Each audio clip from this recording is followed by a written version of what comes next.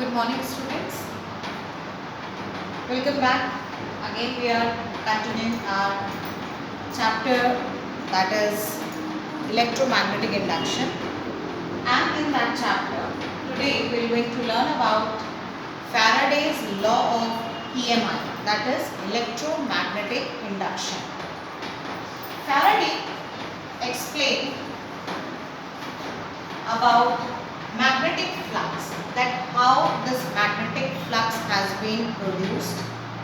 Then he also explained that by an experiment, by bringing a magnet around a coil so that some energy sort of force is being created. That is what you called as EMF, electromotive force. How it is being generated? It is being generated by the help of the movement of magnet towards the coil or the movement of coil towards the magnet. तो Michael Faraday ने जब इस बात को explain किया तो हमें Faraday ने दो लॉज दिए. Faraday law of EMI. EMI stands for electromagnetic induction. That means how this EMI or the flux help to produce EMF. Okay. So the first law states that if there is a change in magnetic flux, some EMF will be produced. Faraday ने सबसे पहला law ये बोला कि यदि आप किसी भी मैग्नेटिक फ्लक्स में कोई चेंजेस लाते हो तो वो चेंज क्या प्रोड्यूस करेगा? EMF प्रोड्यूस करेगा. So any change in magnetic flux, it is being represented by phi flux, okay, produces EMF. क्या प्रोड्यूस करेगा? इलेक्ट्रोमोटिव फोर्स प्रोड्यूस करेगा. सेकेंड लॉ ये बताता है कि कितना प्रोड्यूस करेगा. How much will be the value of EMF produced if you change the magnetic flux. So according to that, Faraday ने ये बोला कि भाई समय के अनुसार, that means with respect to time, if there is a change in magnetic flux, then whatever be the ratio of that flux and time will produce that much EMF. Okay. In simple words, according to the second law, it states that rate of change of magnetic flux is directly proportional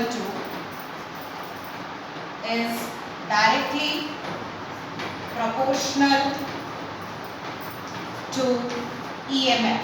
किसके बराबर होता है? EMF के बराबर. Okay. For that you can take an example or a relation that suppose हमारे पास एक certain confined coil है और उस confined coil में स्टार्टिंग में इनिशियल पॉइंट में हमारे पास इनिशियल फ्लक्स और मैग्नेटिक फ्लक्स phi1 है. कुछ समय के बाद after a time interval of t seconds, now the final flux becomes phi2. So according to the second law of Faraday, it states that phi2 minus phi1 with respect to time is proportional to EMF, that is electromotive force. अब इस बात को यदि हम लोग confine करें तो इसे हम लोग d phi upon dt भी कह सकते हैं. d phi upon dt, that means change in flux upon change in time. If there is any change in magnetic flux with respect to time, it will produce EMF. Proportion के sign को जब हम equalise करते हैं तो you have to put a constant and that constant is n with a negative sign is equals to EMF. Now what is this n?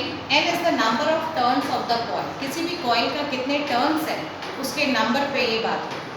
Negative sign ये बताता है कि जिस फ्लक्स का मूवमेंट या कॉइल का मूवमेंट जिस डायरेक्शन पे हो रहा है EMF उसके ऑपोजिट डायरेक्शन पे डील करता है. So the negative sign stands with the direction और the position of the EMF produced and hence it is the second law.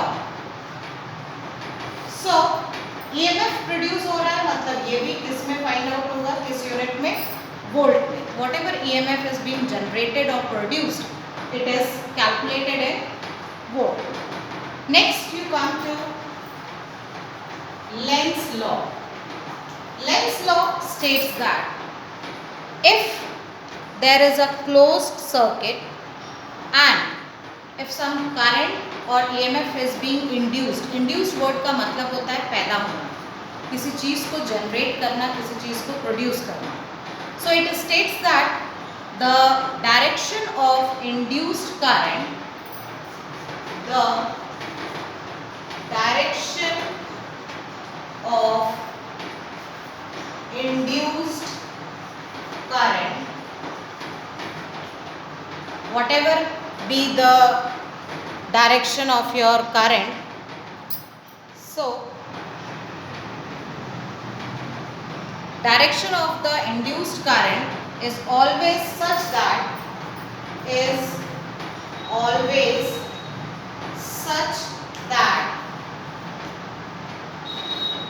to oppose the change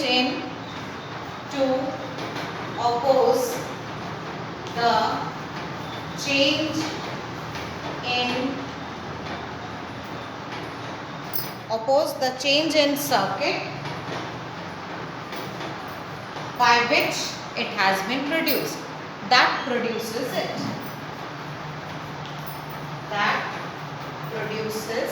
it.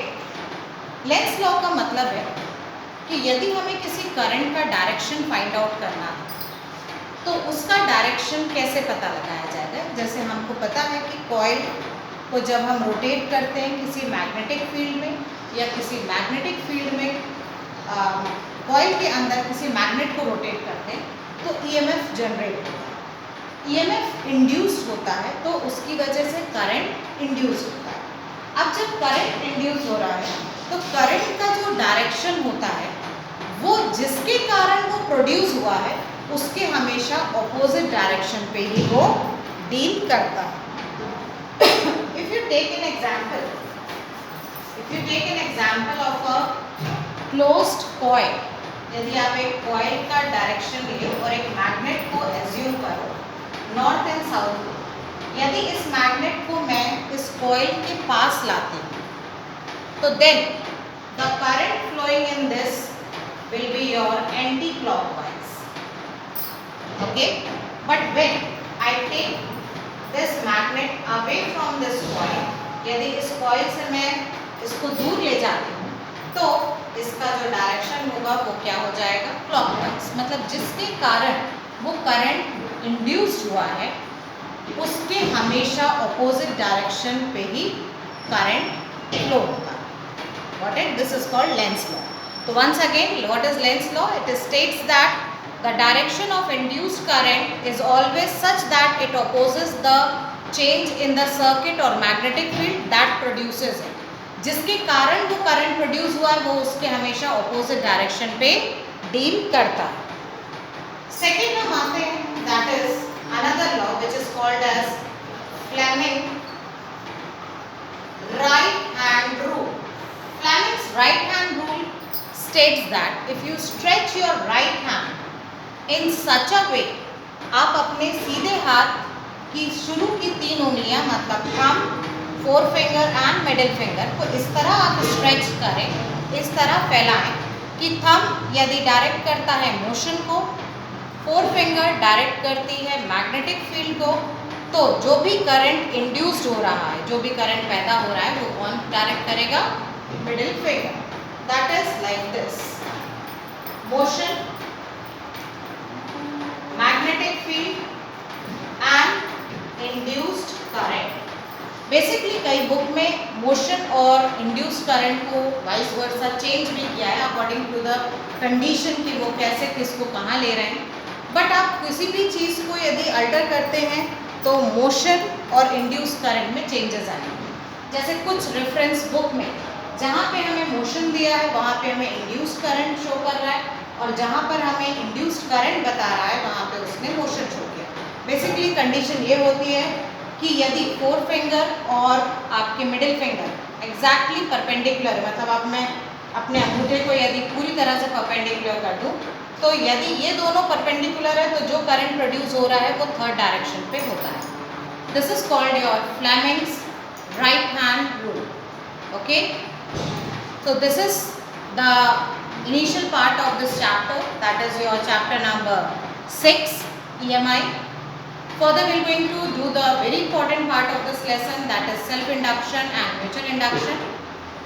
Slowly and steadily we are going to continue our course, and as your quarterly exams are approaching, we are going to shortly present you the syllabus on your board.